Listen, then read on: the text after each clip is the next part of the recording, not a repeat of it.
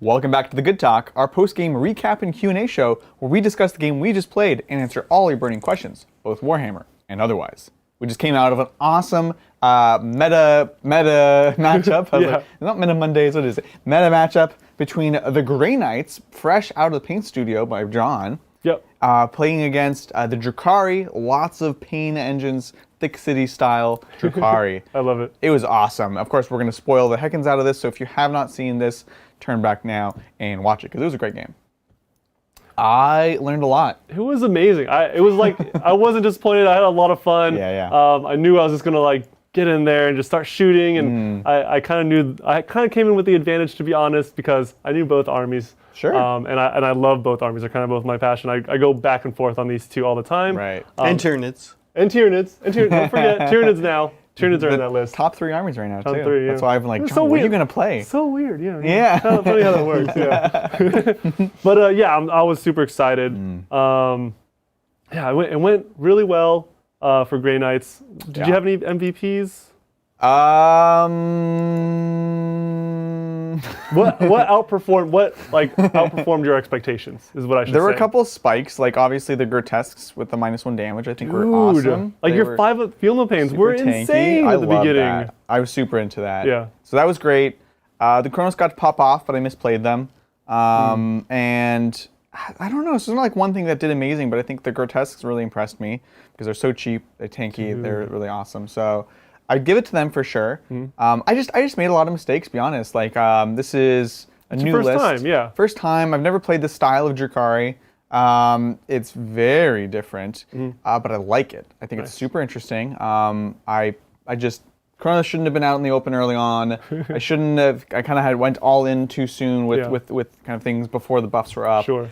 And then a lot of micro mistakes. Your movement was very good and precise, and I was doing a lot of little small mistakes, even like the succubus kind of being just slightly out of position. Yeah. But it's good. I don't want the bliss to be autoplay. Sure. Yeah, and I think my Grey Knights in general kind of have a very high floor where you're not prone to making too many mistakes. You only have so many data sheets, so many models to move. Right. So it's easy to get it right the first time. But you've been also playing lots of games it's too. It's true, yeah. You know? You've been placing at events and everything. Yeah, but thing is, like, Drukhari is kind of like, if you leave something out, it dies super easy, especially when you're against such like oppressive shooting, right? Yeah. So it's like it's the opposite end of where you get like really punished for making any mistakes against this army. So we definitely saw, and you're aware of this mechanic more than I am. This dynamic, I should say, of like you need to hit the Drukhari hard early on to get them down before they have all their buffs, before they're tougher, before they hit harder.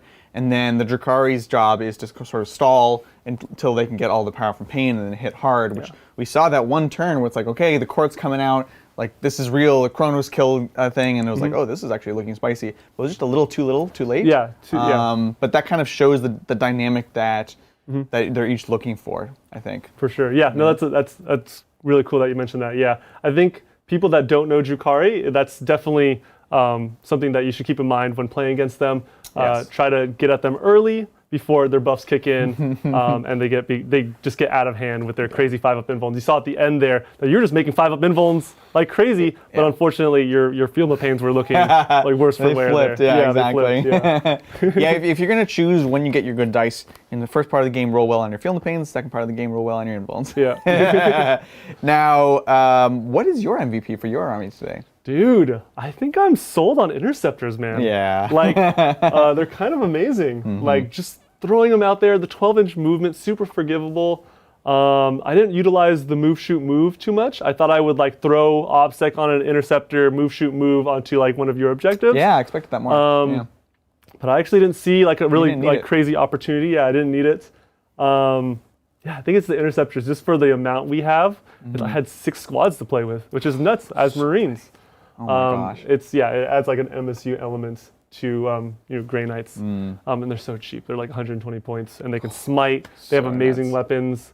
They have bolters. So well rounded. Yeah. I also I misplayed a Tech Marine or two.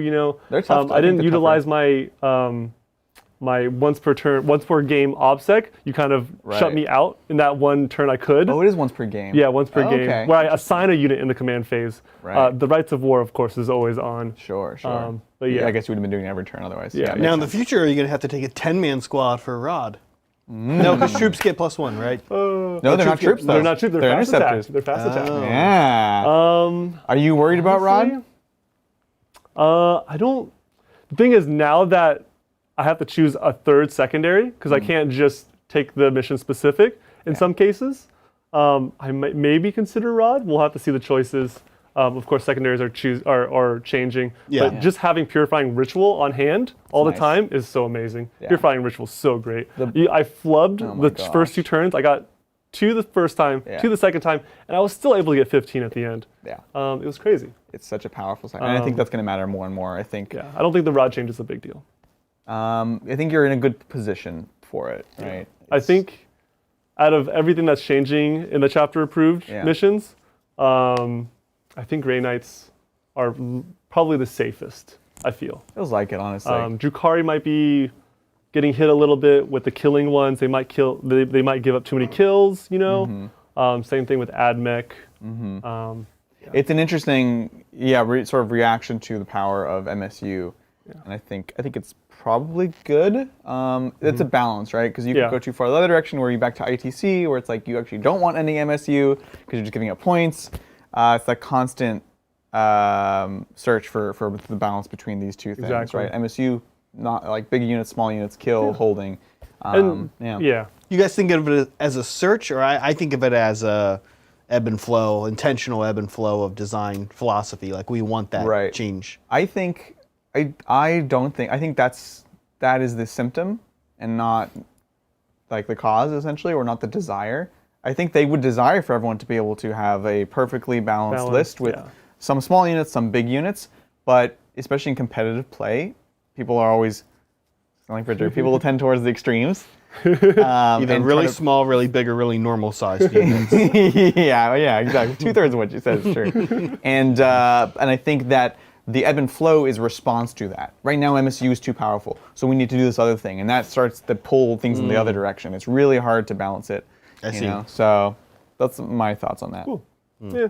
Well, you are the winner of the belt battle, which I won from Bridger. This was sent from Crypt Shadow and is sort of taken from Gibraltar, where Mikey brought it to Gibraltar. So you are the new owner of the Mikey belt. Oh. Shatters the light. You guys love this belt, but what's going to happen when I come on for my once-a-month Sigmar game and win? And never come back. And then just produce. He's just going to produce with it on and he's going to taunt us with it. Well, you do have to wear it no matter what. Yeah, I have to wear it here. Oh my gosh. Awesome. Well, we don't have any mail today. We're just going to jump into some questions. Let's do this thing. Yeah, we do have quite a few questions get here through here from the previous game. Thank you, Dark Hirumer. I'm playing GK for the first time tomorrow after some years without playing. I'm up against Dark Angels. Any tips? Thanks for the awesome stream. Thanks for this awesome stream. Ooh, this is good. I don't know. I don't know if it's a competitive game too much. I think you'll be really happy with Grey Knights. It's a great time to come back into the Grey Knight flow. How you take on Dark Angels? What are you worried about? They're Marines, so I usually would recommend swords. More AP, the better. You'll get 3 AP, strength 5, which is perfect against strength 4 or toughness 4. Well, they will be potentially lots of transhuman, but yeah. Which is also why you wouldn't take a strength 6 weapon as well, right? Oh, fair enough. I guess no. Actually, that's a good point. Maybe you take the double swords, the falchions instead. You're wildin'. Just double down. Just go for the number of attacks. Yeah. I don't know. Okay. I think you would be fine. I think Dark Angels are really good. They're really durable. They'll match you well with the crazy amount of output you can dish out. Even if you're not taking the most competitive list, if you're not taking a ton of dreads, even your smites and your bolters and all the melee you can dish out, I think you'll be in a fair good shape. You'll match his durability with your output for sure. I think. Do they have a lot of psychic defense, Dark Angels? Not against a ton of they have some very strong blocks, right? So you have the Watchers. which are super cheap. You have like Ezekiel, and you have obviously the Psychers, and they have some other specific denies. But what they don't have a good defense against is a ton of casts, where it's like a ton of smites or a ton of whatever. So, it's more like they will stop the couple important powers. Yeah. So that's an advantage. Absolutely, yeah. So maybe double down on the offensive capabilities of your Psychic. Take a lot of MSU that can just dish out smites, make use of Vortex. Yeah. The Mortals will be good in melee too for the Nemesis. Because if they have a lot of, again, transhuman or invulns. Even better to go Rapiers and get the Falchions in. And then sixes. I'm feeling you. I like it. Yeah, I like it. Cool. Thanks, Dark H. And thank you, Broken Chef. 3 parts. 1, Crossfire. Let's just go one part at a time. Crossfire. Great board GSC. game. We're thinking about doing a stream of playing it. Not really a board game. Not a board game? You wouldn't call Crossfire a board game? I don't think so. I don't think. Would you call that a board game? It's a. What do you remember it? It's the. I remember the commercial vaguely.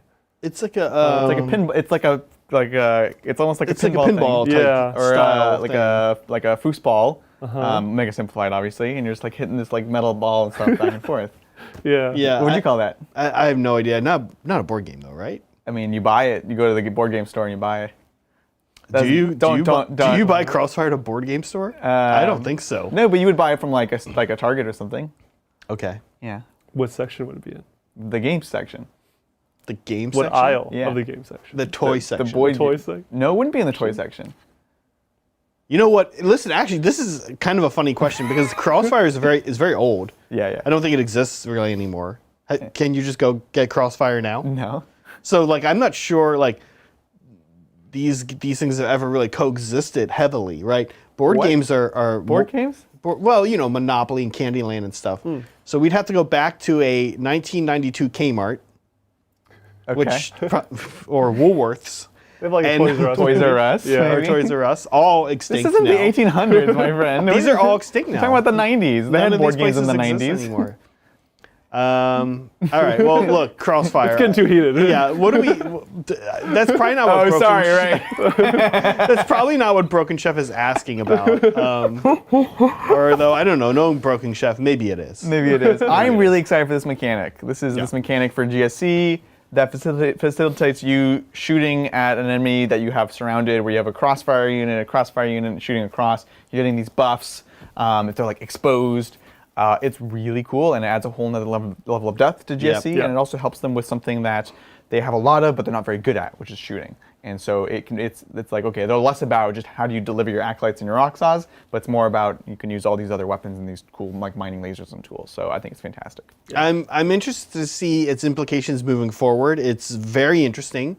Like we were saying the other night with Bridger, it almost introduces these elements of that you see in historical wargaming. Yeah. I'm curious to see if it continues. Sure. And I'm curious to see what it does to competitive play, because it is the type of thing also that throws open questions into the game often. I think like, well, can that happen? Sure, or you know what I mean? It Right. I Anytime see it's what like you're a saying. straight line, is it crossing over? And there's lots of the little last templates all over again. You know, it could, or maybe it'll be okay. Yeah. What does Yeah. exposed mean? Yeah. Right. Yeah. How do you define exposed? Second part of his question: cucumbers on pizza, Zach, Yeah, or Zach, is what do John you- still crazy? do you Look, think, Zach? Cucumbers? I actually think that I've never had it. I don't think I would seek it out. I don't like cucumbers warm or cooked. Sure. But if you were to happen upon it, partake? Yeah, sure. Sure. Of course, why not? I mean, but I don't think I would ever pick it. Sure. That's respectable. Where have you had? I missed this. Where did you have it? John puts cucumbers on his pizza. This is a normal thing for me. Where? I just Like when a- I like a order blade- pizza. No, I just because get they don't do cucumber. that for you. No, I supply my own cucumbers most of the time. What the heck? I need to go back and watch Tuesday's stream. I was like, no, you can't do that. No one's going to do that for you. we I mean, requested. apparently, yeah, it was requested. We got pickles instead. Yeah. But Also we not also got a super salad, into. which had cucumbers. Yeah. So technically, we Okay. cucumbers were achieved on Tuesday. I like cucumbers in a lot of things. Yeah. So maybe I like them on sandwiches. Yeah. Drinks. Yeah, I Keep in like mind, them. they're fresh cucumbers. No. They're not. You're not cooking the cube. You're not, See, this is really funny. We don't want to go down a whole road, but Broken Chef might appreciate this as a former food industry person. But in general, I don't like when this is how West Coast pizza gets made. And if it's not good, they put like fresh ingredients on at the end of the pizza. And you have to put them on like kind of earlier so they roast a little bit. That's what Pizza My Heart does. That's the way to do it. Some West Coast pizza places are just like, here's the pizza, and they like put peppers on it afterwards. Like uncooked. And that's why this guy likes it, because he's a West Coast guy. He's like, I'm used to eating it. And the East Coast, all the pizza, it's like, everything comes out of a jar or a can, and it's been like basically made in the green bell peppers like been made into a paste like 3 years ago before, you know. Yeah, I don't know. I would try it, but Yeah. Cool. Yeah. I think in some ways it could be more interesting. It could be more interesting. It's more interesting. Keep in mind they're fresh cucumbers. Oh my gosh, Broken Chef. Okay, then he says, having a hard time settling on Stormcast color scheme, need an easy one. Thoughts? Okay, here's my thought for Stormcast. Okay. You're gonna do like a greenish blue, lots of coppers, lots of bronzes, and you're gonna do a nautical theme. You're gonna get scale bits from different kits. Again, I think it's gonna look cool, and like I can't remember the fan that asked earlier about the Space Marines, but you guys are probably not near each other. It's not like anyone's gonna. Nobody's gonna know. Nobody's gonna know that you're all doing my nautical. Just the 70,000 people that watch this battle report. But I will say this about Stormcast themes. In the book, there's, and I forget the name of the one, but there's one that has the black armor. We were talking about this the other day. Very cool. The cool guys. The cool guys. Yeah. That's that's their storm host. Is the cool Storm guys. host of cool guys. I like some of those non-metallic ones actually. I don't think it's easy, but I do, of course, I'm a sucker for cream and gold, cream and bronze. I think it looks real good. Yes. Yeah. But you need one more color in there. Red. Frankly, blue-green is going to look good. Nautical. Yeah. Go You nautical. could almost do any like. Nautical color. Almost any nautical. Almost any I don't know if red's a nautical. nautical color. But, Yeah. but honestly, great suggestion. But look here, I will say that if you were like, give me one right now, please, I want this one. I want to see like a mint. I do want to see kind of like a mint green metallic. Turbo Dork has like a color called Seafood that's really cool, or like the matcha, something like that. Really cool for a metallic Stormcast. Would love to see that. And frankly, with cream and bronze, Yeah, I would can look see that. amazing. Those Yeah, I three. can see that. Thank you, Willow. Adrian, talk to me about that Succubus kit bash. The whip, I think, is from the Acolyte Hybrids kit. Where is the rest from? Thank you so much. So the body is, of course, from Jane Czar. Amazing model, not amazing rules. And so... Not yet. Maybe not yet. I still have the hair from her. I can make into the rest of her. Anyways, the body is Jane Czar. The helmet is from the Reavers, so that slick, you know, the dome. I noticed that. Yeah. And then the spear is actually from the Eidolon of Manhattan. What's it called? The Eidolon from Deepkin, Okay. which is the big wave dude. Oh, And it comes with 2 spears, and you build one. Obviously, you can only give it one. And so I used the one that Mel didn't use when she built hers. Yep.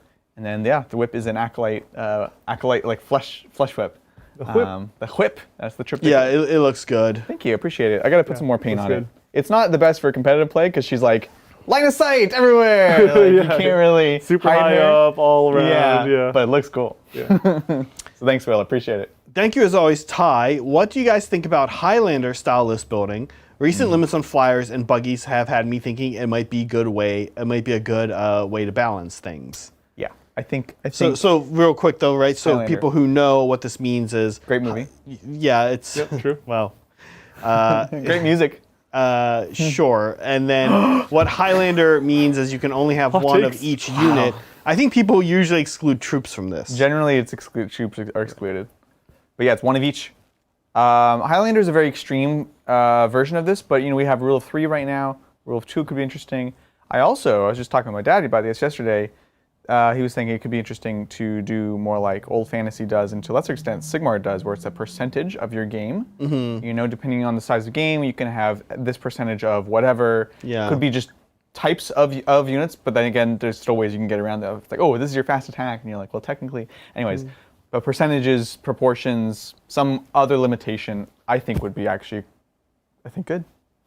Yeah. Yeah. It's definitely not a rule that you can just implement in No. like an edition without planning it out in the codexes, right? Because like there's Grey Knights where there's like literally you'd have like one list. I think I don't know if they have enough units to. I don't know. I think you're playing the most egregious spam list at the moment. Sure. Yeah. No. You wouldn't be able to get away with Dread I anything. can't shouldn't- fathom this. Shouldn't exist, but still, I don't even know. They have lots of units. I guess you could take. They have like 4 types of strikes basically, Yeah. but that's like Multiple types. you two can types only. of Terminators, Sorry, you can only take Dreadnoughts. one. One of each. Well, your strikes are troops, so you'd have non-troops. no limit. Okay, so you have Right. mostly But your strikes and then one of interceptors each. would be like a squad. There- Split into two. There is a version of Highlander also though with troops where you have to take one of each before you can go Oh, back and geez. take a second one. Yeah, again. that's too much though. Because then it truly becomes one kind of list. Yeah, I don't know. I'm realizing, yeah, I don't think we should do Highlander, but I think something a bit more limiting than what we have now could be good. I do think that we Sounds like no. we should try some Highlander on stream every now and then. Could be fun. Do we have some armies that we could do that with? We have plenty of We armies. have plenty of armies. Yeah, Yeah. be kind of fun. I've played Highlander before. It's weird. It's fun. It's weird. Yeah. Cool. Thank you, Johnny Coyote. Hey, Zach, currently building Black Templar, but don't like the heavy red from GW artwork for Purity Scrolls and Cloaks. Any ideas for other thematic colors? Yeah, I think, it's black and cream. Almost anything's going to go with it. So what you're going to do is you're going to get like a bluish green, and you're going to have like a nautical theme. No, I'm just kidding. But Johnny, here's actually, so one would be like the more maroons, if you kind of want to stick with red. I actually think blue looks good on Black Templars Yeah, too. I feel like you told me this before. We've seen the blue, cream, and black. Somebody out there has it. And then here's my final one that I am going to recommend that I think would be a little weird, but pretty cool, would be like browns. Like deep browns. Deep brown, black, and cream. For Purity Seal, Yeah. here's my poop stamp. Sure, a poop stamp. Argue me, Zach. Yeah, I think browns could be cool. Okay, maybe not the Purity Seal, but for the cape. Oh, of course, yeah. Like a cool brown Sure, cape sure, with sure, like, yeah, that could look cool. Oh, you mean for the seal? It's for the paper. the paper. Yeah. No, I mean the poop stamp. Okay. But after you said that, I was like, yeah, that would look like a poop stamp if a poop stamp is a thing. So yeah, maybe do the Purity Seal blue or maroon, and then do brown cape could be super cool, I think. We actually like light colors on the inside of the cape for Black Templar. Yeah. Well, Brad and I don't know how you feel, but I'm into it. I like the contrast. And then the other side of the cape, like red, or if you want to do blue or brown, could be cool. Yeah, I always like the light inside because like when the cape like flows out, it's like a little flash. It's like, oh, Yeah. dang, What's going on in there, right? Thank you, Twilight's Death. Hey, Titans. Adrian, I mentioned this to Mel Thursday. What are the chances of a holiday Adrian versus Dad battle report? Also, anyone going to Cherokee? Oh my gosh. Dude, I heard tickets for that sold out like pretty fast, or selling pretty fast. Really? I But, imagine. One of our teammates wants us to go to Cherokee. Chris is in. Oh. So this is in North Carolina. He's in Tennessee, so it's not too far for him. Not particularly close to Maryland, but It's not that far, though. yeah. Once exactly. you get over there. I'm not ruling it out, to be honest. Yeah. Yeah. Which, speaking of which, holiday Adrian versus my dad. Honestly, I'm not totally ruling. I've like had crazy ideas in the back of my head about this. So it would probably be a members thing, members content, even if it's like a phone battle report or something silly. I'm thinking about it. I'm honestly thinking about it. So I don't know. Let me know in the Discord or something what you guys think. If that's something you want to see, or if it's just dumb. It wouldn't be probably the best production quality because I'm not taking Oh, the I think cameras. that's going to add to the... Yeah, I think it'll add to it. We should put like a watch it. I'd VHS watch filter on it. it too. Yeah. I should do the whole thing with a VHS tape. I hope there's some Santa hats involved. Yeah. Yeah, I think I'm that'd be into it. great. Thank you, Stephen Looney. What's up, gents? What up, Steven? Now that we've had the data slate and this new GT mission pack, which do you find more impactful? Data slate as in the balance thing, right? New ways to play and score or having to tweak army composition. Are these something that most normal players won't use? No, Well, I think everyone's going to have to use them. Yeah. right now we're kind of in this interim. Like we even debated playing it today because it's Yeah. kind of like a halfway point. But we figured you guys would be interested in seeing them. But it will. This is just basically a preview of what is going to be in the GT pack, right? And so this will be the new standard. Everyone who's playing standard GT pack rules now will use that. It's just the next iteration of it. What do you guys think? And as far as like impact, down study slate, this one. I think it's pretty impactful. The new GT missions, right? The data slate. I guess it did change a lot. It mixed around the meta a little bit. I think people were giving it too much credit than it was worth. I think there's a lot of old Drukhari lists, old AdMech lists that are still really good. Yeah, your list might have went up 150, 200 points, but it's still really good. The GT fundamentally, the mission pack fundamentally changes the game. We were even thinking about running the other mission that got previewed today or the day before. Yeah. And I think Drukhari absolutely lose that one just from the primary alone. Really, we'll try it at some point, but with armies that can maybe, because you're going to have to completely redesign your armies in some respects, because you have to say, basically, if you guys haven't seen this, there's going to be no mission-specific secondaries. Instead, those are getting moved or changed, and they're being lumped in, as we saw today, with the primary. So today it was priority targets, part of your primary, and this other one, which is like, they call it the relic, which I love. It's basically saying, oh, you actually need to get kills to score these extra primary points. But because it's baked into the primary, it's not like, oh, am I going to take the mission-specific secondary? It's like, no, you have it. Are you going to use it? Yeah. You're going to have a list that can deal with most or probably all. If you're looking to win a big event, you have to be able to deal with every single one of these mission-specific primaries. You're going to have to now killing is part of the primary, which is huge. This is like 8th edition ITC. Yeah. And you have to like maybe deny kills too when you build your list. I want to see how many missions. I want to see the full roster. I'm really curious. Yeah. I like this stuff. I will say this. This is about perspective. The three of us here at the studio, we're extremely fortunate that we get to play a lot of games. Yes. For one, you guys especially, but you guys play 3 games a week on stream, and then we play other games. We have big communities around here. So I for one like this. I want to see it more for Sigmar. I like the idea that the game changes, and in small ways that are like cool. Like this unit's suddenly cool. Let me get it off the shelf. You know, I like this. I want to see this all the time. But we have that privilege of getting so many games in that we're kind of like, cool, we've played 1 million games with these missions. We love the change. Yeah, it's super refreshing. Yeah, I love it. Yeah. But I could understand how it could also be frustrating for people who only got out and have played 3 games since 9th, since COVID and everything. Yeah. And now they've changed multiple times, and that could be frustrating. It's kind of just, I don't think anyone's ever going to be 100% happy. Yeah. Just depending on how much you're playing. Good point. Good well point. said. Yeah. Thank you, Ryan. Hey, Titans, taking guard to my first competition. Do you think the data slate update, buffing tanks, and new rules for Cadia will make guard more competitive? Should I focus on tanks or infantry or both? Yes. More competitive, definitely. Not the highest tier top army, but yeah, more so. The extra save is great. Yeah. You absolutely need guardsmen for sure. There should be like a fundamental amount that you should take. A bare minimum, probably, what was that number, like 60, 90? 60 at 60? least. Yeah. I might take more than 60, but at least 60, so a full battalion. And you guys here being just guardsmen, you're not even talking about heavy weapons or anything that yet, just guardsmen alone. Utility, 10-man guard squads to go out, do things, screen for your tanks especially, because you still can't fall back and shoot. Right. And just hold objectives every turn with your OBSEC. I agree, yeah. And then also, like a good amount of tanks. I think your tank commanders are going to... I think now with the new stuff, I'm actually interested in, for the first time in a while, taking a couple detachments with guard, or if you can do it without breaking... Without making it... keeping it worthwhile, running a brigade or something. Because I think 3 tank commanders is super spicy, especially with Cadian. Couple Manticores. It's a good. Can I ask, do you guys like the Punisher on a tank commander? No, I don't, unfortunately. He gets to keep shooting if he gets tagged, which is cool. Yeah, but it's short range and no 24. AP. Is it 24? Yeah. It has no AP? I thought it was AP1. No AP. So it kind of sucks. Okay. It used to be. You used to see it a lot in 8th, I think. I thought. I guess I thought it was really AP1. scary because it was just such high volume. Yeah. Right.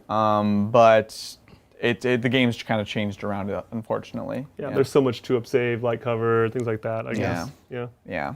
But you're onto something, maybe. Yeah. If it had AP, right, it'd be interesting. Oh, if it had AP, I would love it. Yeah. If it was like, if it was 30 inch range, strength 5, -1 AP, beautiful. Yeah. That's all I would change.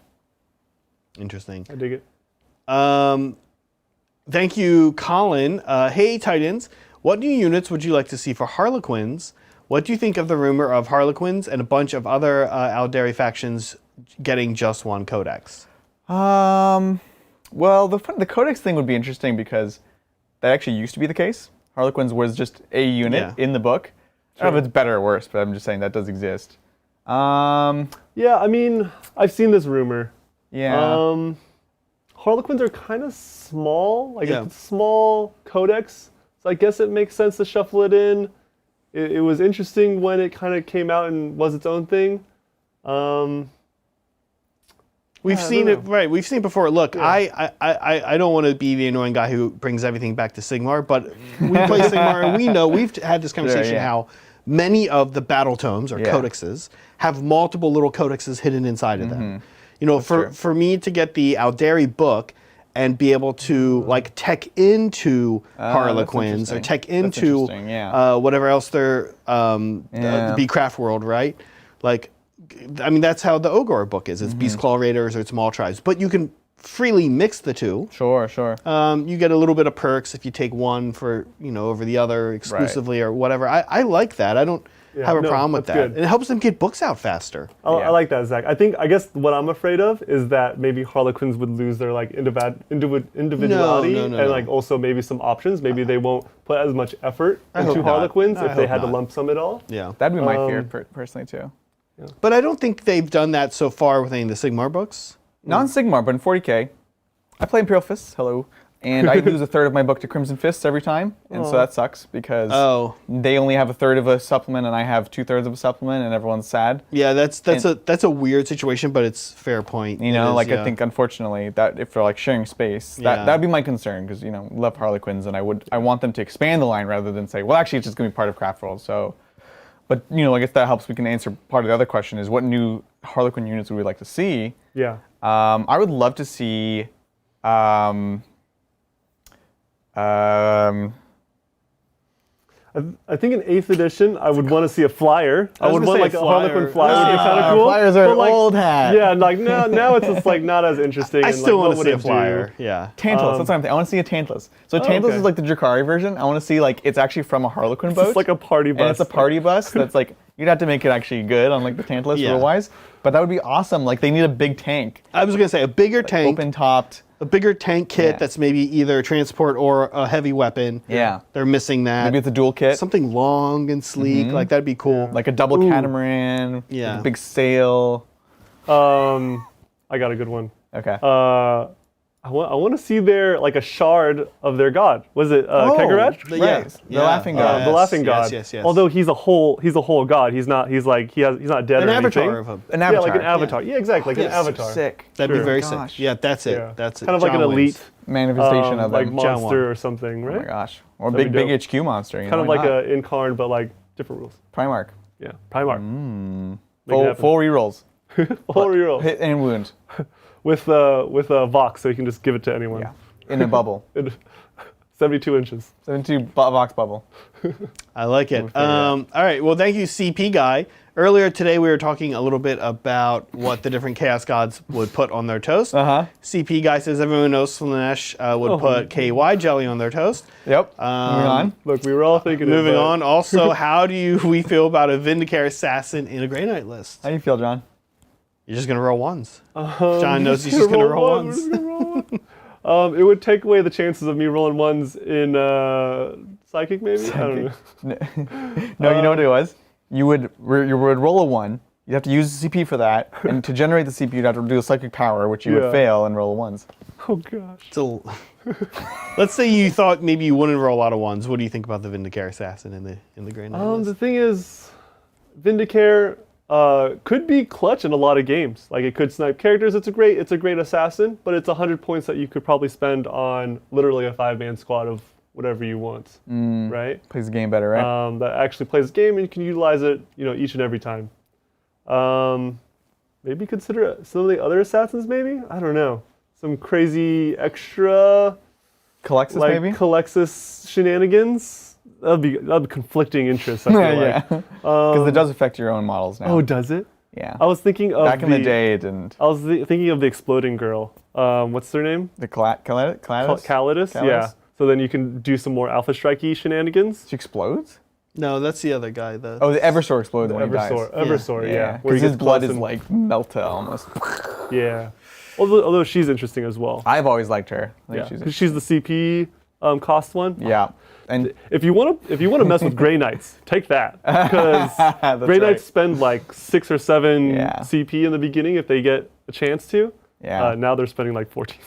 you were spending a strat for the 3d6 cast, right? Yes. Yeah. Probably should have vected And that. they extended the range. Yeah. I actually ended up using that one a lot. I Huh? should have vected that one. Yeah. It's also a funny like player personality thing. Like you don't like to take risks. Yeah. So like in the future, I probably will against that one because you're gonna use that more than you will the Yeah, Shen. yeah, totally. Yeah, You because know? I'd never want to like risk it, right? Yeah. Oh my gosh, you're stressing me out just thinking about it. Because Adrian has already declared a rematch against I me, have. by As the soon way. as I was like, I'll play again. I've learned now. Yeah. Thank you, Gloop. Is deep dish pizza, a pie, a calzone, man. or a quiche? Or a sandwich. It's definitely not a calzone. It's not any of these No, things. it's not a calzone. It doesn't wrap around. You It can make it is- into a calzone. It's not any of these things? It is a casserole. It's a casserole. Is it a casserole? It's a casserole. Sorry, what is the What? definition of a casserole? Yeah. Like I it can't- I goes don't in think a I've ever- dish and it's like lasagna is a casserole. Lasagna's a casserole. But this Because deep dish pizza is basically lasagna, the same ingredients almost, just in There's no slightly top. different forms. What are the layers? The layers Is of it still a a- pizza? pizza has layer. I mean, it's more of a pie because it's like the crust forms. So that's where I think it's different than The like bowl, a lasagna or most pie. casseroles. But what has a- blocks it the has a top? shell. What's the Well, some top pies layer? have open tops. There can be open topped pies. Yeah. Yeah, but is there open top lasagnas? Well, sure. What's your top Or like- lasagna layer? It could just be sauce and a little bit of. Usually there's a layer of extra cheese on top, isn't there? yeah, is that the top? I mean, go- what count now? Okay, so now okay, what now is we're a in- top? okay. What is a top? Do you want a pastry top? I thought it would be a pastry top, but now that you said cheese and sauce, maybe that's the top. I think it's I personally have always thought of it as a casserole. Interesting. It's from Casserole Land, which is the American Midwest. That's where casseroles are big. Oh, so but that means anything from casserole land is a casserole. No. by that logic. No, but it is a little bit of geographical context that I think is Sure. helpful. It's not a quiche. It's definitely not a quiche. There's no egg. No egg. And it's not a calzone. Okay, so last two are out. The last two are for sure out. Pie or Pizza. pizza? What's closer? Wait, deep dish? Oh no, is it a? It's like a hybrid between the two. Oh, pizza. That's my claim. It is it's a pizza casserole. How does one eat deep dish pizza? People normally eat with a fork. Yeah. By the way, guys, I hate deep dish pizza. I hate it. It's not compelling to me personally. Yeah, really? maybe- Okay, you and I maybe actually had it agree. We once. never agree on food things. That's true. We finally agree on a food thing. I'm kind of like lasagna or pizza. I don't need like this weird mix of the two of them necessarily. Yep. It's also usually very greasy, the crust. And, Yeah, I can only imagine like the grease settling somewhere. Yeah. I think what we can tell Gloop today before we move on is that's not for sure a calzone or a quiche. Yep, agreed. And I'd like to suggest that it may be option it may be a casserole. Yeah. Yeah, so we narrowed it down to 3 things it could be. All right, thank you, Caldorf. Hey, Titans, can't wait to see Adrian's Raven Wing. Also looking forward to the Dragons and Kragnos. He means Kragnos, the End of Empires, of course. Any advice on Necron anti-vehicle units? Ooh, that's a tough one because Necrons struggle with this, right? This is a classic We've question. seen this, yeah. Classic question. I don't know. I think nowadays you could potentially look at shooty destroyers with eradication protocols, reroll to wound, because they're only strength 6, so they're not by themselves good at it, but because they have access to that strat, that's good. I think the other answer that we usually give for this, which I still stand by, is you don't always necessarily tech out to kill them. So for example, the Necron warrior blobs with Reapers are still perfectly great at killing Dread Knights because they're winning on Dude. 5s, AP2, just volume of shots, which I'll be honest is, as we see today, it's a better way. It's a better way to deal with these 4+ invuln super tough vehicles than a big mega shot that hopes you fail a 4+. Right? Yeah, I kind of agree. Yeah, Yeah. I agree. There you go. And I see, what are you smirking about? Just the conversation about what is a, is it a deep, what is a deep dish pizza? And chat. Zach is like nodding, and he's like, I know he's thinking about something else. And he's looking at chat with his face on it. Thank you, Broken Chef. Again, as you mentioned, a previous color scheme, I was suddenly smitten with the idea of Salamander Stormcast using Fire Slayer heads. Thanks for everything. Just Fire Slayer heads on the Stormcast. I think the scale's okay. Yeah, it actually works pretty well. Just be okay. The scale, right? I think they're about the same. This is the dragon scales? No, sorry. Sorry, I'm pulling a Brett or a Bridger here, and I'm actually concerned about scale. Yeah. Size. So Stormcast and Primaris are pretty close. No, they're saying, Salamander Stormcasts using Stormcast Fire is Slayer body. heads. Oh, Fire Slayer heads. I don't actually know off the top of my head. But usually the heads are proportional. Yeah. Which is like a weird cartoony thing that GW does, right? I guess, yeah, okay. Except for like humans. I've tried to mix Necromunda heads with elves. no, small. elves have big heads too. That works fine. I've tried to do specifically human like Necromunda heads on like witches and stuff. Doesn't work. They're actually really small. Oh, interesting. Yeah, but the elf heads are fine. Okay. That's actually what's on the. Never mind. Yeah. Okay. I was gonna say that's on the Slith, but the Slith body is also the same model, so Yeah, that yeah. doesn't hold up. Thank you, Mikey's Wargaming. Hey guys, think Drukhari fine with R&D. Can use Venoms with 5 troops and use Swift Outflanking and Murderous Descent. Use Webway Portal with another 5-man. Yeah, I think this is true. I personally think that they're fine. My biggest complaint about the new rod, the R&D, is the way it affects these utility units like Mandrake, Storm Boys, Commandos that don't have as many other purposes. They're not OBSEC. I feel like it's like, well, troops are already good because they're OBSEC. You have to take them, and this is just like another reason to take troops over them. Yeah. So that's my complaint. But I do think that Drukhari and many of these armies have other solutions that work fine. It's just not going to be these utility units. Yeah, I think we mentioned it at the beginning of the game where Drukhari are just taking already so many troops that like they're going to just put a few in strategic reserve for 1 CP just because they can, and then they're going to rod just fine. This is how you normally rod, yeah, right? this is exactly. Whenever we play, nothing's like, changed. 3 in reserve. I'm like, all right. Yeah. Also, as you said earlier, right? Fair to say that maybe the secondaries, if we're lucky, we'll get what we've been asking for, which is that they're not auto takes, and maybe rod becomes not an auto take, right? It's average instead of like a must, Which is a good thing if the other secondaries can meet them halfway, right? Yeah. So yeah. Well said. Well, we did it, folks. We did it. Awesome. Well, hey. Oh, slipping through. And Thank you, Tyre. Here.